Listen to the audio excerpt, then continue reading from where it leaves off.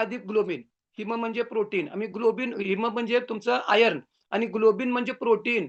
लक्षात घ्या तुमचं हिमोग्लोबिन कमी असेल, तर नुसतं तुमच्या आयर्नच्या गोळ्या खाऊन तुमचं हिमोग्लोबिन वाढत नाही. त्याच्यामध्ये प्रोटीनचा रोल असतो. हिमोग्लोबिन, ग्लोबिन म्हणजे प्रोटीन. मग तुमचं प्रोटीन तेवढं इंटेक आहे काय? बघा भारतामध्ये 87% प्रोटीन डिफिशियन्सी आहे आणि मग ही डिफिशियन्सी राहतेच. मग तुम्हाला एक शेक ज्यावेळी तुम्ही घेता, लक्षात आलं? सकाळचा शेक कोण-कोण घेता बघा 25 ग्रॅम प्रोटीन जातं. मॅरेथॉनमध्ये कोण-कोण आहे? 2 वेळा शेक घेता. 3-2-1 चा 50 ग्रॅम प्रोटीन तुम्हाला जातं. प्रोटीनची किती आवश्यकता आहे? जेवढं तुमचं वजन आहे तेवढं तुमचं ग्रॅम प्रोटीन गेलं पाहिजे. 50 किलो वजन असेल तर 50 ग्रॅम प्रोटीन दिवसभरात गेलं पाहिजे. मग हे प्रोटीन तुम्ही जात नाही. मग आता protein is the raw material of तुमच्या हार्मोन्स आणि तुमचे एन्झाइम्सचं रॉ मटेरियल असतं. तुमचे मसल्स तुमचे स्ट्रॉंग व्हायला पाहिजेत. मग तिथं तुमचा तो धातू आहे की नाही पुढचा रक्त, मांस लक्षात आलं तो धातू का वीक राहतो? बरं तुमचे मसल्स म्हणजे दंडात मांडीत आहेत काय? तुमच्या रक्तवाहिन्यामध्ये मसल्स आहेत. तुमच्या हृदय मसल्सपासून बनलंय. तुमच्या आतड्यामध्ये मसल्स आहेत. सगळीकडे मसल्स आहेत. बघा तुमचं वय वाढेल तसं तुमचे मसल्स वीक राहतात. लक्षात आलं? मसल्स म्हणजे नुसतं असं ते जिमचं तुम्ही बघू नका. तुमच्या शरीरामध्ये जेवढं तुमचं वजन आहे, तेवढं तुमचं काय आहे अ, म चा 40% तुमच्या वजनाच्या 40% मसल्स असतात. 100 किलो वजन असेल तर 40 किलो वजन तुमच्या बॉडीतल्या मसल्सचं असतं. मग हा धातू तुमचा वीक राहतो. लक्षात आलं काय? मसल्स का? तर प्रोटीन तुम्ही देत नाही तेवढं. मग आता इथं कोण-कोण घेता? फॉर्म्युला 1 मधलं बघा पर्सनलाइज्ड प्रोटीन पावडर पी-पी-पी. बघा हे 9 इसेन्शियल अमायनो ॲसिड प्रोटीन म्हणजे इसेन्शियल. मग 9 जर गेले, तर राहिलेली बॉडी 11 तयार करते. मग 9 कशातनं मिळतात माहीत नाही. उगीच मी पनीर खातो, दूध पितो, मोड आलेलं खातो. अरे बाबा तुला 9 मिळत नाहीत. मग पर्सनलाइज्ड प्रोटीन पार्टनर 9 गेले, की राहिलेले 11 बॉडी तयार करते. 9 अधिक 11 20 प्रोटीनची चेन. मग तुमचे काय हे रेग्युलर देत राहिलं पाहिजे. इथं कौतुक करायचं नाही. मॅरेथॉनमध्ये तेवढा असतो, मग मी ते 2 वेळा घेतो वगैरे. हे तुम्ही सातत्यानं घेता लक्षात घ्या. तिथं तुम्हाला ते होत जाणार आहे. आता मी तुम्हाला पायवाट असते की नाही पायवाट, त्या पायवाटेवरून आपण चालत राहतो, चालत राहतो, चालत राहतो. मग ती पायवाट कशी चालत राहते होते की नाही? तयार होते बघा. का? त्याच्यावर सातत्यानं लोकं चालत राहतात. पूर्वी पाणी ओढायचे बघा नदी ह्याच्यातनं विहिरीतनं. मग ते दगड असायचा त्याच्यावरून ती दोरी अशी ओढायची. दोरी घासून त्या दगडाला सुद्धा खाच पडायची. का? तर ते कन्सिस्टन्सी तिथं असायचं. मग इथं सुद्धा तुमच्या ह्याच्यामध्ये काय पाहिजे? कन्सिस्टन्सी पाहिजे. रेग्युलर घेत राहता. एकदा मी काहीतरी अनहेल्दी असू दे किंवा एकदा 4 दिवस मी काहीतरी घेतो. इथे लोकं विचारतात की नाही, "सर हे मग किती दिवस घ्यायचं वगैरे अमुक-तमुक वगैरे." अरे रोज जर घेणार, जेवणार किती दिवस? खाणार किती बदल शेवटपर्यंत आहे की नाही? मग हे न्यूट्रिशन जर तुम्ही रोज द्यायला लागला, तर सांगायचा मुद्दा काय 7 धातू तुमचे स्ट्रॉंग होतात. तिथं धातू क्षय होत नाही. कारण का वेल बॅलन्समध्ये तुम्ही देता. लक्षात आलं? तर मांस धातू जो असतो की नाही, तर तो तुमचा वीक होतो. मग त्याला एक्सरसाइजचा पण रोल असतो तुमचे मसल स्ट्रॉंग होण्याच्या अँगलला आणि मसल स्ट्रॉंग होत नाहीत का? तर तेवढं तुम्ही प्रोटीन देत नाहीत. मेदधातू असतो बघा तुमचा पुढचा मेदधातू वजन वाढतं. लक्षात आलं? मग वजन वाढतं. सूक्ष्म रूपानं ते होत असतं. दृश्य स्वरूपामध्ये तुम्ही तळलेलं वगैरे खाता, जादा कॅलरीजचं खाता, गोड खाता वगैरे असतं की नाही? मग त्यानं तुमचं रक्तातली साखर वाढते, इन्शुलिन वाढतं. इन्शुलिन हे मग तिथं आधुनिक विज्ञान पण आलं. तुमचं इन्शुलिन हे तुमचं पाणी पकडतं. तुम्ही इन्शुलिन हे भूक वाढवणारा हार्मोन आहे. तुमचं एनर्जी स्टोअर करणारा हार्मोन आहे. मग जेवढं तुम्ही इन्शुलिनला खाली ठेवाल, तुमचं आरोग्य चांगलं राहणार आहे. जेवढं एलिव्हेटेड इन्शुलिन लेव्हल, मग तुमचं आरोग्य बिघडणार आहे. बघा ज्यांना इन्शुलिन चालू असतं, डायबिटीजच्या लोकांना, लक्षात आलं? Elevated insulin level, insulin resistance. मग आधुनिक विज्ञानाची पण इकडं काय केली आहे, इथं मी तुम्हाला सांगड घालत-घालत त्या ठिकाणी सांगायला लागलोय. तर आपल्याला तुमचं मग ते काय होतंय, जेवढं एलिव्हेटेड इन्शुलिन तुमचं वजन कमी होणार नाही. कारण का इन्शुलिन हे स्टोअर हार्मोन असतं. लक्षात आलं? मग इकडे तुम्हाला आहाराचा आम्ही रोल सांगतो की नाही, तर तो असतो. मेदधातू, पुढचा तुमचा अस्थिधातू. बघा बोन डेन्सिटी वय वाढेल तसं सगळे लोकं फक्त कॅल्शियमच्या गोळ्या खातात. नुसत्या कॅल्शियमच्या गोळ्या खाऊन नाही उपयोग होत. लक्षात आलं? मग त्याच्यावरून व्हिटॅमिन डी पाहिजे, मॅग्नेशियम पाहिजे. मग आपण बघा आता मला काही प्रॉब्लेम नाही. तरीसुद्धा आपलं जे कंपनीचं कॅल्शियमच्या गोळ्या आहेत, त्याच्यामध्ये व्हिटॅमिन डी आहे, त्याच्यामध्ये मॅग्नेशियम आहे. लक्षात आलं? त्याचा रोल असतो. मग एक गोळी गरजेनुसार 2 गोळ्या सुद्धा आपण घेऊ शकतो. वय वाढेल तसं असंही तुमचं 30 वर्षानंतर कॅल्शियम कमी होत असतं आणि आहारामधनं तुम्ही तेवढं देत नाही. मग तुम्हाला कॅल्शियमचा रोल फार मोठा असतो. मग तुमच्या हाडामधलं ते काढलं जातं, ओढलं जातं आणि मग ती फुलफिलमेंट करत असतं बॉडी तुमची आणि मग तेवढं वरनं आहारामधनं देत जात नाही. तुमचा अस्थिधातू जो आहे, तर तो वीक राहतो. मग वय वाढेल तसं बघा फ्रॅक्चर, हाडं मोडणे वगैरे असतं की नाही किंवा काय. म्हणून सातत्यानं कन्सिस्टन्सी ज्यावेळी तुम्ही देत राहता, त्या कॅल्शियमच्या गोळ्या असतात. लक्षात आलं तर तिथं तसा त्याचा रोल असतो. व्हिटॅमिन डी पण आहे त्याच्यामध्ये मॅग्नेशियमचा पण रोल असतो. प्रोटीनचा पण फार मोठा रोल आहे. नुसतं व्हिटॅमिन डी, कॅल्शियम नाही. तिथं तुमची हाडं बळकट होण्यामध्ये प्रोटीनचा पण रोल असतो. लक्षात आलं? तर तुमचा पुढचा धातू असतो बोन आहे तिथं मज्जा धातू मी तुम्हाला सांगितलं. बोन मॅरो तुमचं रक्त तयार होतं की नाही? मग तिथं रेड आणि तुमचे हे जे येलो वगैरे मी सांगितलं. तुमच्या स्टेम सेल्स असतात. मग त्या तयार व्हायला लागतात. स्टेम सेल्स कुठल्याही प्रकारच्या पेशी त्या तयार करू शकतात. लक्षात आलं? आणि मग हे परत बघा तिथंच येतं. गाडी तिथं स्टेशनमध्येच येते. मुळात तुम्ही काय घालता? मग व्हिटॅमिन्स, मिनरल्स तेवढं देता काय हो तुम्ही? मग मल्टीव्हिटॅमिन टॅबलेट जे आहे बघा, ते तुम्हाला अँटिऑक्सिडंट म्हणून काम करते. व्हिटॅमिन ए, सी, ई लक्षात आलं? ते जर 3 गोळ्या जर घेतल्या बघा मला कोण सांगा 5 प्रकारची फळं आणि 5 प्रकारच्या भाज्या कलरफुल कोण खातं रोज? किती पण तुमच्याकडे पैसे असू दे, तुम्ही नाही खाऊ शकत. आणि मग हे ज्यावेळी कसं होतं तुम्हाला, मी सांगितलं की नाही 40 प्रकारचे अन्न घटक पाहिजेत. तुम्ही फॉर्म्युला 1 घेता 18 प्रकारचे जातात. मल्टीव्हिटॅमिन टॅबलेट घेता, 3 गोळ्या घेता, 22 प्रकारचे तुम्हाला जातात. 22 अधिक 18 40 प्रकारचे अन्न घटक तुम्ही डेली बेसिसवरती घेता, त्यावेळी तुमची धातू पुष्टी होते. धातू क्षय त्या ठिकाणी होत नाही. लक्षात आलं? आणि म्हणून मग ती पण तिकडं तिथं त्या ठिकाणी आहे. वय वाढेल तसं बघा तुम्हाला. आता अनुराधा पाटीलने काय सांगितलं? माझ्या स्किनचा रिझल्ट आला. आला का नाही स्किनचा रिझल्ट? तुमचं कोलेजन प्रोटीन कमी होत असतं. एक हॅपी बर्थडे करता का नाही हॅपी बर्थडे? दरवर्षी तुमचं 1% कोलेजन प्रोटीन असतं. तुमच्या स्किनमध्ये असतं. बघा वय वाढेल तसं तुमची स्किन रिंकल्स म्हणजे काय म्हणायचं सुरकुत्या किंवा स्किन लूज पडते. कशी स्किन आणि डायबिटीजच्या लोकांचं बघा कारण का त्यांना वाढलेली साखर असते. लक्षात आलं? आणि म्हणून तुमची स्किन कोणाकोणाला छान पाहिजे? महिला मंडळ ब्युटी पार्लर जायची आवश्यकता नाही. कोलेजन प्रोटीन आपण स्किन बूस्टर जे घेतो की नाही, तुमचा ऑरेंज फ्लेवरमध्ये असतो. एक सॅचेट तुम्ही घेतला, की तुमचं मस्त मी घेतो लक्षात आलं काय? तर तिथं काय होतं तुमचं कोलेजन प्रोटीन चांगलं राहतं. तुमची स्किन छान आहे की नाही माझी स्किन? माझा खरा रिझल्ट आहे तो स्किनचाच आहे. लक्षात आलं? आणि मग तुम्हाला बघा मिलिंद पाटलांचा पण रिझल्ट स्किनचा किती राहता अनुराधा पाटील?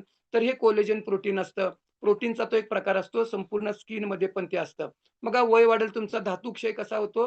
परत तुमचे बोन्स, जॉइंट्स, सांधे झिजतात की नाही? मग तिथं ते "शिरेते इति शरीरम" जे झिजणार आहे, शरीर झिजणारच आहे. मग ही झिजण्याची प्रोसेस स्लो डाउन झाली पाहिजे. मग बघा तुमच्या आता हाडं असतात की नाही, निसर्गानं देवानं ही सगळी व्यवस्था ठेवलेली आहे. तुमची हाडं घासणार, एकमेकाला घासणार, मग ती घासू नये आणि म्हणून तिथं असं कापसासारखा असा मध्ये लेयर असतो. तो कार्टिलेजचा असतो. लक्षात आलं? आणि मग वय वाढेल तसं तुमचे काय होतात तिथं तुमचं हाडं झिजायला लागतात. वजनाचा तुमचा तो बोजा पडतो. कार्टिलेज झिजतं. मग कार्टिलेज झिजलं, गुडघे दुखतात की नाही? मग नी रिप्लेसमेंट, मग निकॅप लाव, वरनं काहीतरी मलम लाव, ऑइल लाव, शेक घे.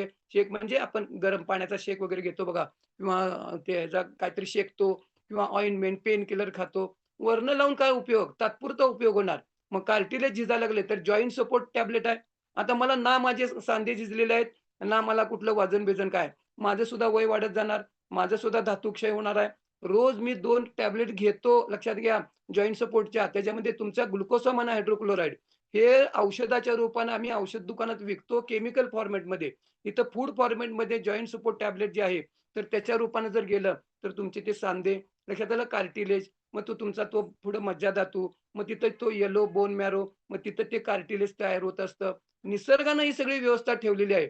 पण हे केव्हा तुम्ही जर आहार पोटात काय घालता लक्षात आलं तर ते. मग हे न्यूट्रिशन तुम्ही देता काय? मग हे त्या ठिकाणी देणं आवश्यक असतं. ह्या सगळ्या तुम्ही बघा आता एनर्जी ते फोटो काढतो की नाही आम्ही. पहिला फोटो काढतो एनर्जी ड्रिंक, एनर्जी ड्रिंक. मग सकाळी तुम्ही एकदा घेतला, दोनदा घेतला, तीनदा घेतला. मग 3 वेळा ज्यावेळी घेता त्यावेळी तुमचं त्याच्यामध्ये पॉलिफेनॉल्स असतात. अँटिऑक्सिडंट प्रॉपर्टी असते. तुमच्या शरीरामध्ये कचरा, फ्री रॅडिकल तयार होणारच आहेत. श्वास घेणार, सोडणार कुठपर्यंत? शेवटपर्यंत. खाणार-पिणार कुठपर्यंत? शेवटपर्यंत. मग ह्या प्रोसेसमध्ये तुमच्या फ्री रॅडिकल श्वास घेणे, सोडणे, अन्न खाणे-पिणे, पचवणे, मेटाबॉलिझम होत असताना फ्री रॅडिकल तयार होणारच आहेत. मग हे निसर्गानं व्यवस्था ती ठेवलेली आहे. मग हे जर तुम्ही घेतला, तर त्याला फ्री रॅडिकल तयार होण्यासाठी त्याला अँटिडोस काय? तर तुम्हाला अँटिऑक्सिडंट. मग ते एनर्जी ड्रिंक घेतो की नाही आपण, तर त्याच्यामध्ये ते फ्री पॉलिफिनॉल्स आहेत आणि मग ते काय होतं तुमचं फ्री रॅडिकल स्वच्छ करायचं काम करतात. म्हणजे शरीर तुमचं आतून स्वच्छ व्हायला लागलं. मल्टीव्हिटॅमिन टॅबलेट त्याच्यामध्ये सुद्धा अँटिऑक्सिडंट आहेत. परत तुमचं शरीर स्वच्छ व्हायला लागलं. मग ही सगळी जी आहेत की नाही धातू पुष्टी लक्षात आलं काय? मी घेतो, माझी मिसेस घेते, तिला सुद्धा काही प्रॉब्लेम नाही आहे. मग प्रॉब्लेम असल्यानंतरच हे घ्यायला पाहिजे असं काय काय? इथे लोकं तुम्ही बघा एक्सपिरियन्स जे ऐकता, ते त्याचं हे झालं, कमी झालं, औषधं कमी झाली. म्हणजे हे काय आम्ही ट्रीटमेंट करायला किंवा काय जे हे रोगग्रस्त लोकांसाठीच आहे काय? मला कुठं काय, सुमेध सरना कुठं काय प्रॉब्लेम आहे? तर prevention is better than cure. व्हायच्या आधी सुद्धा तुम्ही ह्याच्यावरती काम त्या ठिकाणी करू शकता. मग हे धातू काय होतात ते वीक होत जातात. मग काल मी तुम्हाला शुक्र धातू सांगितलं बघा शेवटचा धातू असतो की नाही, तर त्याच्यामध्ये तुमचं तिथं सेक्शुअल तिथं सांगितलं. तिथं पुरुषांचं बघा, तुमचं टेस्टोस्टेरॉन हे कमी होणारच असतं. वयाप्रमाणे कमी होतच असतं. महिलांना तुम्हाला तुमचं इस्ट्रोजन वगैरे ते पाळी बंद झाल्यानंतर कमी बंद होतं ते भाग वेगळा. प्रोजेस्टेरॉन वगैरे तुमचे पाळीचे तक्रारी वगैरे तिथं सुद्धा तुमचं काय होतं, तुमचा शुक्र धातू तो वीक राहतो आणि म्हणून परत मुळात आपण तिकडच येतो. आणि बघा मग तुम्हाला पुरुषांना बघा आपला पुरुषत्व असू दे किंवा काय पण असू दे. मग हे तुम्ही जर तुम्ही प्रोटीन इंटेक जर व्यवस्थित राहाल कसं शेवटी protein is the raw material of हे तुमचे टेस्टोस्टेरॉन वगैरे हार्मोन आहेत. लक्षात आलं? आणि मग ते त्याचं रॉ मटेरियल घालत नाही तुम्ही, प्रोटीन घालत नाही. लक्षात आलं?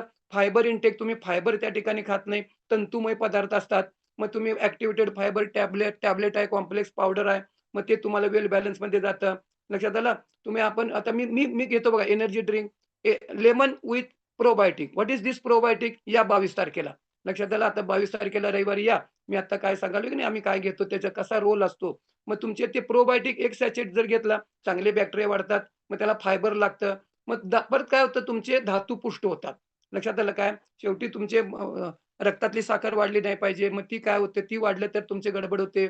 मग धातू वीक होतात लक्षात घ्या शेवटी आणि आपल्याला हा धातूक्षय त्या ठिकाणी काय होत असतो, हळू होत असतो आणि मग आपल्याला काय, हे जर तुम्ही रेग्युलर देत राहिला की नाही किंवा काय होणार आहे तुम्हाला बघा मी तुम्हाला अगदी हे न सांगतो, हे तुम्हाला कोणी इकडे सांगत नाहीत. ॲलोपॅथीवाले हे वात, पित्त, कफ मानतच नाहीत आणि हे भारतीय आपल्या आयुर्वेदानं संपूर्ण जगाला दिलेली देणगी आहे. मग हे आयुर्वेद शास्त्र आहे. मग हे वातपित्त कफ इनबॅलन्स झाले नाही पाहिजेत.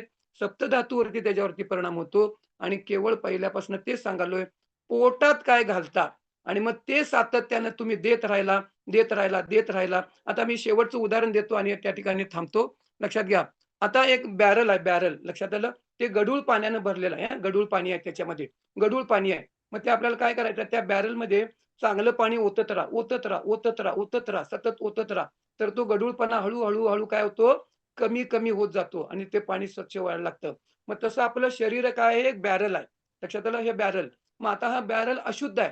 बघा तुमच्या रक्तातली साखर वाढली आहे, तुमचं युरिक ॲसिड वाढलंय, तुमचं बाकी काय तुमचं मेद वाढलेला आहे, नको असलेली चरबी वाढलेली आहे, तुमचं कोलेस्टेरॉल वाढलेलं आहे, तुमचं ट्रायग्लिसराईड वाढलेलं आहे. लक्षात आलं हे सगळं काय झालेलं आहे, अशुद्ध झालेलं आहे. शरीर काय झालं अशुद्ध झालेलं आहे. आणि आम्ही काय करतो रक्तातली साखर कमी करायला औषधाच्या रूपानं, कोलेस्ट्रॉल कमी करायला गरज असेल तिथं औषध सुद्धा घ्यावं लागतं. पण रूट कॉजवर जर तुम्ही बॅरलमध्ये जसं पाणी टाकत राहता, ते जसं शुद्ध होतं, तसं रोज डेली बेसिसवरती तुम्ही पहिला रस म्हणजे धातू तयार होण्यासाठी रॉ मटेरियल जे घालणार आहे, लक्षात आलं? मग हा जर सकस संतुलित आहार म्हणजे काय लक्षात आलं, हे न्यूट्रिशन जर तुम्ही द्यायला लागला आणि ते 2 वेळा जर द्यायला लागला, तर तुम्हाला काय होणार ते बॅरलमधलं म्हणजे हे बॅरल शरीररूपी बॅरल हे स्वच्छ होत जाणार आहे. आणि मग त्याच्या जोडीला मनावर काम, योगाभ्यास, प्राणायाम, कपालभाती किंवा आम्ही ज्या बाकी गोष्टी सांगतो की नाही किंवा योग निद्रा, मानसिक ताणतणाव, टेन्शन ह्या एकत्रित जो रिझल्ट आहे की नाही, मग तुम्हाला स्पेसिफिक आहारामधला बदल, मग कुणी काय खायचं नाही, कुणी काय कट करायचं, तर तो तुम्हाला गाईडन्स केला जातो आणि हा सगळा काय होतं एकत्रित मग हे बॅरल काय होतं रोज तुम्ही रोज घालायला लागला, रोज शुद्ध स्वरूपात अन्न आणि मग ते स्वच्छ त्या ठिकाणी होत जातं. लक्षात आलं? आणि मग तुम्हाला खरोखर कोणाकोणाला आता मेडिसिन फ्री व्हायचं आहे. खरंच जर मी तुम्हाला सांगतो मेडिसिन फ्री व्हायचं असेल, बरं आता या दोघांचे तुम्ही रिझल्ट ऐकला, रोज तुम्ही रिझल्ट ऐकायला लागला. कोण बंद करायला लागलं औषध? आम्हाला काही औषध बंद करायचा, बदलून द्यायचा, आमचा तो पार्टच नाही आहे. आम्ही तुम्हाला तुमची लाईफस्टाईल, तुमचं खाणं-पिणं, तुम्हाला योगाभ्यास, तुमच्या माइंडवर काम, न्यूट्रिशन डिफिशियन्सी याच्यावर काम करणार आणि जर तुम्ही शतायुषी फॅमिलीच्या गाईडन्स खाली काम केला, तर बघा इथं जी औषधातनं मुक्त व्हायला लागलेत. परत सांगतो जिथं गरज आहे, तुम्हाला त्या ठिकाणी औषधाची गरज आहे तिथं घ्यावी लागते. पण आमचं म्हणणं एवढंच आहे, रूट कॉजवर जर काम केलं, तर थोडं काम, थोडं सवयी बदलायच्या आहेत आणि मग काय होणार आहे, थोडा बदल तुम्हाला औषध मुक्तीकडे त्या ठिकाणी नेणार आहे. तर पक्की गॅरंटी काय, विना काठी, विना लाठी, विथआऊट मेडिसिन आणि माझ्यासारखं कुणाला नाही का व्हायचं आरोग्य पाहिजे, तर मला बघायचं आहे 22 तारखेला कोल्हापुरात या. Okay madam? चलो जोरदार क्लॅपिंग करणार आहोत आपण शेटे सरांसाठी. सप्त धातू आपण या सगळ्या गोष्टी ऐकल्या, नुसतं ऐकून उपयोग नाहीये. त्याच्यावर आपण थोडंफार तरी काम करायला सुरुवात करायला पाहिजे. ऍक्च्युली तुम्ही लोकांनी केलंय. ज्या लोकांना काही कारणास्तव थांबलेत करा, कारण का की आरोग्य खूप महत्वाचं आहे आणि खूप लोक स्वतःवर काम करायला लागलेत. वेट लॉस मॅरेथॉनच्या ऑल पार्टिसिपंट, वेट लॉस मॅरेथॉनच्या ऑल कोचेस, संध्याकाळचं सेशन, हे सगळ्या